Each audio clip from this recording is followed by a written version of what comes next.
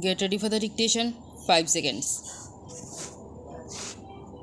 Start. The leader of the opposition here was also responsible in taking a very constructive approach to ensure that we have a comprehensive and well thought out legislation which should be presented to this house to be passed.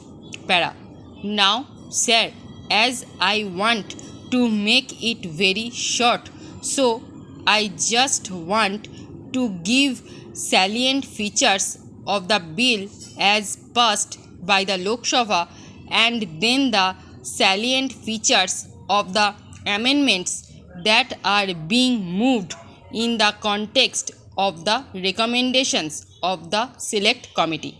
Sir, the bill as passed by the Lok Sabha provides broadly for the following. 1. It seeks to establish the institution of the Lokpal at the center and the Lokayat at the level of the state, and thus seeks to provide a uniform vigilance and anti-corruption roadmap for the nation, both at the center and at the states. 2. The Lokpal will consist of a chairperson with a maximum of 8 members, of which 50% shall be judicial members and 50% of the members of the Lokpal shall come from amongst the SCs and STs, the OBCs, minorities and women. The selection of the chairperson and the members of Lokpal shall be through a selection committee consisting of the Prime Minister, the Speaker of the Lok Sabha, the Leader of the Opposition in the Lok Sabha, the Chief Justice of India, or a sitting Supreme Court judge nominated by the Chief Justice of India, and an eminent jurist to be nominated by the President of India. Para. 3. A search committee will assist the selection committee in the process of selection.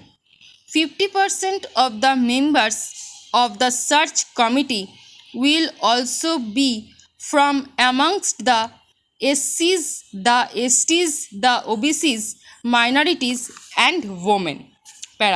4. The Prime Minister has been brought under the purview of the Lokpal with subject matter exclusions and specific process for handling complaints against the Prime Minister. 5. Lokpal's jurisdiction will cover all categories of public servants, including officers of Group A and Group B and Group C and Group D, employees of government on complaints referred to the CVC by the Lokpal. The CVC will send its report of preliminary inquiry in respect of Group A and Group B officers back to the Lokpal for further decision. With respect to categories of employees from Group C and Group D, the CVC will proceed further in exercise of its own powers under the CVC Act, subject to reporting and review by the Lokpal. 6. The Lokpal will have the power of superintendence and direction over any investigating agency, including the CBI, for cases referred to them by the Lokpal staff. এই প্যাসেজের stroke এবং PDF পেতে Telegram গ্রুপে join করুন এবং ভিডিওটি ভালো লেগে থাকলে লাইক, শেয়ার এবং সাবস্ক্রাইব করে পাশে থাকা বেল আইকনটি প্রেস করে রাখুন সবার আগে নোটিফিকেশন পেতে। Thanks for